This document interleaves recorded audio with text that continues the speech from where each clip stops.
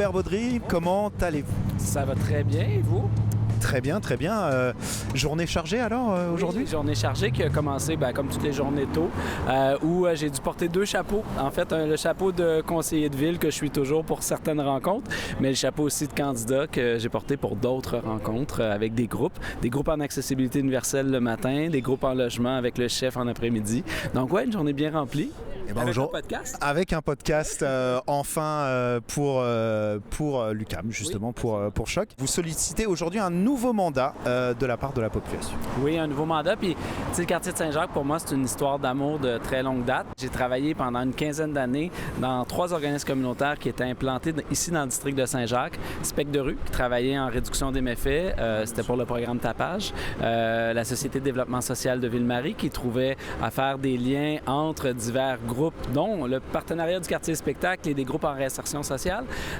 Puis finalement, directeur du Pas de la rue, qui était un organisme qui avait un centre de jour en plein cœur du village pour les personnes âgées qui vivent des situations de précarité ou d'itinérance. Donc, je me suis présenté en connaissance de cause d'un quartier qui était très diversifié, très vivant, que j'adore, que j'aime beaucoup et que je voulais voir se transformer à la sauce Projet Montréal. Eh bien, parfait. Alors, moi, ce que je vous propose, c'est qu'on a commencé un petit peu par la présentation ici au sein du parc du Jardin Gamelin. Et je vous propose qu'on se rende directement au niveau de la rue Saint-Denis et du boulevard Maisonneuve, parce qu'il y a pas mal de travaux dans ce coin-là. Les travaux à Montréal, ce n'est pas que la Ville de Montréal, c'est aussi ses partenaires. On peut avoir aussi des travaux privés, des fois, quand on a des chantiers de construction. L'UQAM, des travaux publics aussi. Mais on a une plateforme qui s'appelle Agir, dans laquelle on essaie de mettre au maximum les travaux qu'on a. Si on a besoin de creuser dans la ville, c'est parce qu'il y a plusieurs administrations qui ont pelleté aussi par en avant. Mais nous, ce qu'on se dit, c'est que si on est pour ouvrir, il faut qu'il y ait une bonification de surface. On a évidemment Berry aussi, avec la magnifique côte Berry, mais qui est une autre piste cyclable qui se connecte à 2 réseaux express vélo. Donc, ça devient une opportunité de repenser tous ces aménagements-là, mais aussi le parc Émilie-Gamelin. On a une ligne de désir ici entre la BNQ et le parc Émilie-Gamelin. D'ouvrir ici, ça va nous permettre de réaménager le nord de Émilie-Gamelin également. Et donc, vous étiez à l'UQAM pendant un moment? Oui, pendant seulement un an, j'ai fait un certificat en histoire de l'art. J'ai étudié en graphisme et j'ai fait de la politique après. À propos d'art, il y a un grand débat sur la vie nocturne en ce moment à Montréal. Vous en pensez quoi un petit peu de la gestion de la vie nocturne? En fait, c'est un des étendards de Montréal à l'international. Les gens aiment venir à Montréal parce que c'est une ville qui est dynamique, c'est une ville qui est vivante. On n'est pas dans un centre-ville qui dort la nuit, où il y a les travailleurs qui viennent, puis après, les gens ils partent, puis c'est un petit peu plus tranquille. C'est des gens qui sont là en permanence parce que c'est un centre-ville qui est habité. Mais bien évidemment, ça peut créer des enjeux de conflit entre la qualité de vie des résidents, entre l'offre de services culturels. Alors, on a un vieux règlement sur le bruit qui doit être dépoussiéré. On a commencé à faire des consultations. On a eu beaucoup de commentaires. Bref, il faut qu'on continue à avoir des espaces qui puissent continuer à vivre, mais également pendant la nuit. Alors, pour nous, de trouver un équilibre entre la qualité de vie des résidents, mais également une activité nocturne foisonnante qui a un impact économique aussi, là, on s'en cache pas, mais qui permet de donner une identité, une saveur à Montréal, c'est super important. Alors, c'est un chantier sur lequel on va travailler très tôt dans le prochain mandat. C'est ici que justement, il va y avoir plusieurs travaux qui vont avoir lieu, c'est bien ça? C'est plus là-bas. Ici, on est aux abords de l'UQAM. Il y a déjà eu des travaux. C'était la phase 1, justement, de la membrane du métro, mais on en a profité aussi pour faire des raménagements de surface qu'on avait commencé au départ avant. Puis on le voit là ici, cette espèce de rue un peu plus étroite, partagée, pavée. Il y a des espaces publics, mais il y a des espaces semi-publics qui appartiennent à l'UQAM, mais sur lesquels on a voulu co-investir en se disant on va rajouter de la verdure, des fausses arbres plus intéressantes, mais on va aussi bonifier les espaces plus privés institutionnels, mais qui ont un accès public. Et ça s'appelle l'accès jardin. Donc, on travaille vraiment en proximité pour des activations aussi. Il y a le projet Arborescence, par exemple. Vous voyez les installations qui sont juste là, des étudiants de l'UQAM qui ont réfléchi à des installations temporaires de rencontres dans toute l'optique du quartier apprenant. Alors, forcément, durant ces élections municipales, il y a toujours ce sujet clivant des pistes cyclables. Est-ce que vous pensez est-ce que vous ne pensez pas que c'est un petit peu, que le débat il est un petit peu centré là-dessus et que finalement on perd les vrais questionnements? Effectivement, c'est un peu un faux débat parce que les gens sont à certains moments de leur vie soit cyclistes, soit piétons, soit automobilistes, soit utilisateurs du transport collectif. Actuellement, les pistes cyclables représentent seulement 1% des installations de mobilité dans l'espace public, alors qu'on est encore une grande prédominance à la voiture et souvent pour des questions de transit. Et pour nous, l'idée, c'est de poursuivre ce développement-là, mais poursuivre aussi le développement du transport collectif, parce que ça aussi, c'est un autre élément qui est prédominant, là, qui est pas prédominant, mais qui est fondamental pour faire en sorte que les gens puissent avoir une meilleure mobilité, se déplacer plus aisément. Donc, pour nous, c'est pas un débat d'opposition, c'est de se dire, il y a encore du travail à faire, il faut que les pistes cyclables soient connectées entre elles, assurer vraiment, on le voit, là, il y a de plus en plus d'utilisateurs de vélos, mais qui puissent le faire dans des bonnes conditions. Et même les pistes cyclables, à certains moments, sont utilisées par des personnes qui sont à mobilité réduite aussi, quand on passe au rêve, par exemple, avec les triporteurs ou autres. Donc, ils peuvent utiliser aussi ces espaces-là qui sont sécurisés, qui sont sécuritaires. Alors, pour nous, il ne faut pas faire un débat sur les pistes cyclables. Les pistes cyclables, c'est un outil supplémentaire à la mobilité des Montréalais, Montréalaises, et ça a un impact positif. On va redescendre sur la rue Sainte-Catherine. Forcément, la thématique de l'itinérance, c'est un thème sur lequel vous avez beaucoup travaillé. Cette année, il y a eu des démantèlements. Oui. Comment on gère ça, un petit peu? Bien, le démantèlement, c'est jamais une fin en soi. C'est pas quelque chose qu'on souhaite. Hein.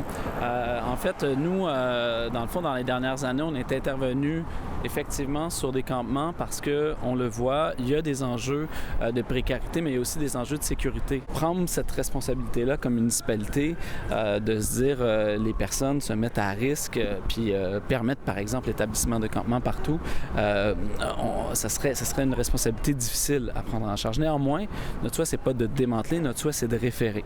Puis, on a commencé à établir un protocole d'intervention sur les campements aussi, mais de développer des mesures alternatives. Puis, une des mesures les plus porteuses qui nous a été proposée par un comité qu'on a formé, un comité ad hoc d'experts pour nous, c'est le développement d'habitations modulaires avec accompagnement. Habitation modulaire, ouais. Ça veut dire des caravanes, des modules en fait qui peuvent être déplacés, quoi. Ce sont des habitations dans lesquelles les travailleurs habitent pour plusieurs mois, qui sont connectés aux égouts, qui sont connectés à tous les services d'électricité, qui sont chauffés avec des lits, donc vraiment qui ont tous les critères de sécurité pour les gens, mais ça nous permet, avec l'aide d'un organisme qui a le mandat de gérer ces unités-là, de s'assurer que les personnes, bien, après on les réfère vers un logement permanent. Donc c'est une forme d'habitation transitoire. L'idée, c'est d'en construire 500 de plus dans le prochain mandat, mais aussi de construire 500 unités de logements transitoires plus permanents par de l'achat, de la rénovation, de la requalification. Toutes les municipalités du Québec, pratiquement, sont affectées par un phénomène d'itinérance visible avec peu de ressources, peu de résilience. Donc là, il faut vraiment que l'État se lève à cet égard-là et vienne investir massivement pour lutter contre la crise de l'abordabilité, mais contre cette crise sociale-là aussi, de la grande précarité en milieu urbain, dans des villes qui sont riches, là, tu sais, je veux dire... Bien sûr.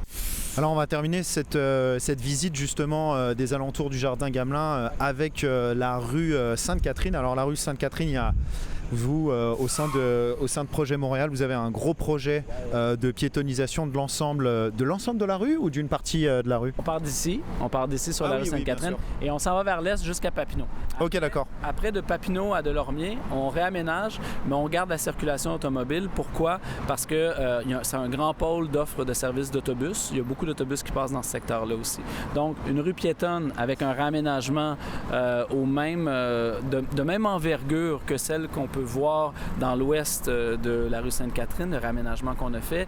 Donc, une matérialité au sol qui est vraiment plus noble que de l'asphalte, plus durable aussi, mais également des plus grandes fosses d'arbres qui nous permet d'avoir une plus grande canopée parce qu'on le sait, sur la rue Sainte-Catherine, dans le village, on a peu d'opportunités actuellement d'avoir des arbres à grand déploiement parce que les fosses sont plus petites. Donc ça nous aide à le faire. Ça nous aide à déployer aussi des terrasses beaucoup plus...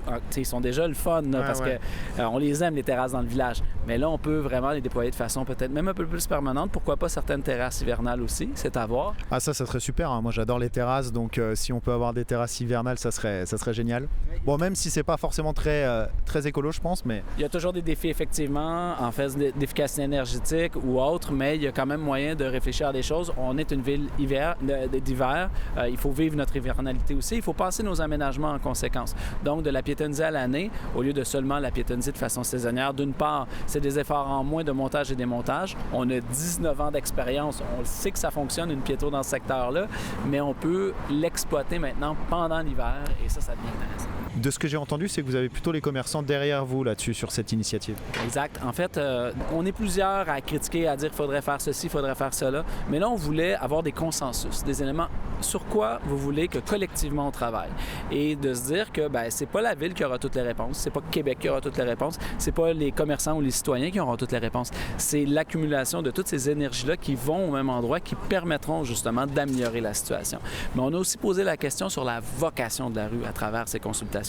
On a fait du porte-à-porte, on a été sonder les gens, on est retourné les voir et on a présenté 3 scénarios. Un scénario piétonisation à l'année, un scénario îlot, un scénario rue requalifiée avec circulation piétonisation saisonnière.